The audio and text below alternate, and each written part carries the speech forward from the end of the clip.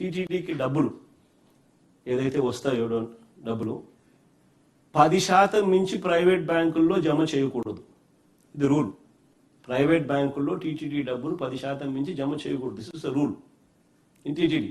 చంద్రబాబు హయాంలో కమిషన్లకు కక్కుర్తిపడి చంద్రబాబు నాయుడు ఆదేశాలతో చంద్రబాబు నాయుడు గట్టిగా సిఫార్సు చేయడంతో 1300 కోట్లు ఎస్ బ్యాంక్లో చంద్రబాబు నాయుడు పెట్టించినాడు.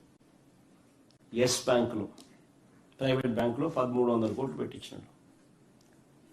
మన ప్రభుత్వం వచ్చిన తర్వాత మన బోర్డు ఈ నిర్ణయాన్ని రీవిజిట్ చేసి ఎస్ బ్యాంక్ నుంచి ఆ డబ్బులు విత్డ్రా చేసి నేషనలైజ్డ్ బ్యాంకులో ఆ డబ్బులు పెట్టింది.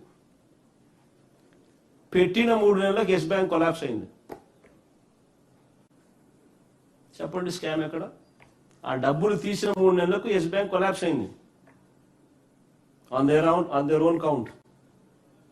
ఒకవేళ ఈ డబ్బులు ఎస్ బ్యాంకులో ఉండింటే ఈ 1300 కోట్లు ఏమయ్యేటి?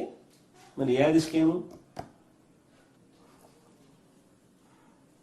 చెప్తామైనా ఇన్ని ఉన్నా కూడా, మాకు ఎన్ని తెలిసినా కూడా టీటీడీ కాబట్టి రాజకీయాలకు లాగకూడదని జోలికి పోలా.